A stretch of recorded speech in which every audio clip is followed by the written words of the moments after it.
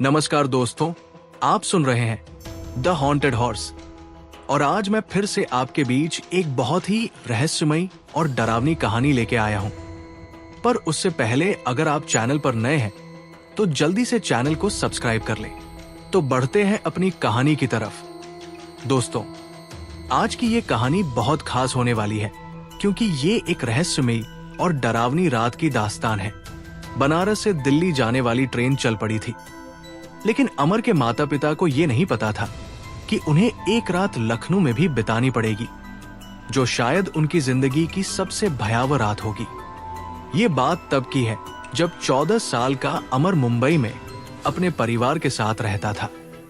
उसके माता पिता सीमा और आनंद दोनों दिल्ली के रहने वाले थे, लेकिन शादी के बाद वे काम के सिलसिले में मुंबई में बस गए थे। अमर को दिल्ली की ज्यादा यादें नहीं थी क्योंकि वो केवल एक बार जब वो 5 साल का था वहां गया था। कई सालों बाद उसके पिता आनंद ने एक पारिवारिक यात्रा की योजना बनाई ताकि अमर अपने दादा दादी के घर को देख सके। ट्रेन अपनी गति से चल रही थी और अमर खिड़की से बाहर झांकते हुए मुस्कुरा रहा था। उसकी मां सीमा भी उसके पास ही सो रही थी। नींद में अचानक सीमा को एक सपना आया जिसमें उसने अपने छोटे बेटे विवेक को देखा। ये बात अजीब थी क्योंकि सीमा ने विवेक की यादें बहुत पहले दिमाग से निकाल दी थी। चलते ट्रेन में उसके माथे से पसीना बहने लगा और वो एकदम से जाग उठी। आनंद ने जब सीमा को इतनी घबराई हुई हालत में देखा तो उसने पूछा कि क्या हुआ, लेकिन सीमा ने कुछ नहीं बताया और चुपचाप बैठ गई। कुछ ही देर में ट्रेन लखनऊ स्टेशन पर आकर रुक गई, लेकिन किसी तकनीकी खराबी की वजह से सभी यात्रियों को वहां उतरना पड़ा। अमर और उसका परिवार भी स्टेशन पर उतर गया। आनंद ने फैसला किया कि वे रात लखनऊ में ही किसी होटल में बिताएंगे और सुबह पहली ट्रेन से दिल्ली के लिए निकल जाएंगे। रात के करीब 12 बज चुके थे और चारों ओर अंधेरा था। आनंद ने स्टेशन के पास ही एक होटल में कमरा बुक कर लिया। जैसे ही अमर ने कमरे में कदम रखा, उसे सिर में तेज चुभन महसूस हुई। उसने सोचा कि यह मामूली दर्द होगा, इसलिए बिना किसी को बताए वो सोने चला गया। सीमा और अमर एक कमरे में सोए, जबकि आनंद दूसरे कमरे में चला गया। लेकिन सीमा को नींद नहीं आ रही थी। उसके दिमाग में बस विवेक की यादें घूम रही थी। जब अमर 5 साल का था तब उसके छोटे भाई विवेक का जन्म हुआ था, लेकिन विवेक के साथ एक भयानक हादसा हो गया था। एक बार वे सभी इसी तरह ट्रेन से सफर कर रहे थे। आनंद ने विवेक को अपनी गोद में लिया हुआ था, लेकिन रात के करीब 2 बजे अचानक झपकी लग गई। जब ट्रेन हल्के झटके से हिली तो आनंद की नींद खुली और उसने देखा कि विवेक उसकी गोद में नहीं था। घबराकर उसने सीमा को जगाया और दोनों ने पूरे डिब्बे में उसे ढूंढना शुरू किया।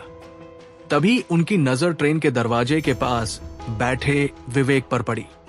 वे जैसे ही उसकी तरफ बढ़े, ट्रेन एक और झटके से हिली और विवेक अंधेरे में गिरकर गायब हो गया। सीमा ने यह देखकर जोर से चीख मारी थी। सीमा इन्हीं यादों में खोई हुई थी कि अचानक उसने महसूस किया कि बिस्तर के नीचे कुछ हलचल हो रही है। उसने धीरे से घड़ी की ओर देखा। रात के 3:30 बज रहे थे। अचानक कमरे का तापमान गिरने लगा, जबकि बाहर गर्मी थी। तभी उसके कानों में एक धीमी पर जानी पहचानी आवाज आई, मां, मां, पीछे मुड़कर देखो, मैं हूं, तुम्हारा विवेक। सीमा का खून जम गया। उसे महसूस हो रहा था कि कोई उसके बहुत पास खड़ा है, लेकिन उसने पीछे मुड़ने की हिम्मत नहीं की। वो जानती थी कि आत्माओं की पुकार पर कभी पलटना नहीं चाहिए। कुछ मिनटों बाद आवाजें बंद हो गई और कमरे का तापमान फिर से सामान्य हो गया। लेकिन जब सीमा ने अमर की ओर देखा तो वो बिस्तर पर अजीब हालत में पड़ा था। उसका मुंह खुला हुआ था और उसकी आंखें छत की ओर स्थिर थी। सीमा ने उसके माथे पर हाथ रखा। वो तेज बुखार में तप रहा था।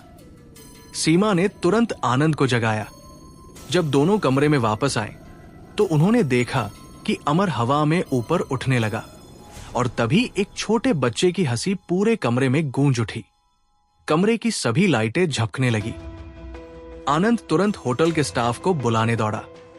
जैसे ही होटल के लोग कमरे में पहुंचे, अमर धड़ाम से बिस्तर पर गिर गया और सभी लाइटें बंद हो गई।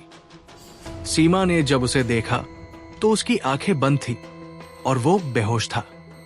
आनन फानन में वे उसे अस्पताल लेकर जाने लगे, लेकिन जैसे ही अमर होटल से बाहर आया, उसकी आंखें अपने आप खुल गई और वो पूरी तरह सामान्य हो गया। अमर ने बताया कि उसने कमरे की खिड़की पर एक छोटे बच्चे को बैठे देखा था। अगले दिन वे दिल्ली पहुंचते ही एक पंडित के पास गए और पूरी घटना बताई। पंडित ने कहा कि जो आत्मा कमरे में आई थी वो विवेक नहीं था, बल्कि कोई और भटकती हुई आत्मा थी जिसने उनकी भावनाओं का फायदा उठाने की कोशिश की। पंडित ने यह भी बताया कि विवेक की आत्मा अब भी उनके साथ है और हमेशा उनकी रक्षा करती है। ये सुनकर सीमा और आनंद को थोड़ी शांति मिली, लेकिन उस भयानक रात की यादें अब भी उनके मन में ताजा थी। दोस्तों, ये कहानी हमें ये सिखाती है कि आत्माएं हमेशा हमारे आसपास हो सकती है, लेकिन हर आत्मा अपनी नहीं होती और ये कहानी यही समाप्त होती है। तो आप लोग कमेंट करके बताना कि आपको ये कहानी कैसी लगी, और अगर आपके पास भी ऐसी ही कोई कहानी है जो आप मुझे भेजना चाहते हो तो मुझे ईमेल करना और मैं उसे जरूर सुनाऊंगा। तो अब जल्दी से चैनल को सब्सक्राइब कर लो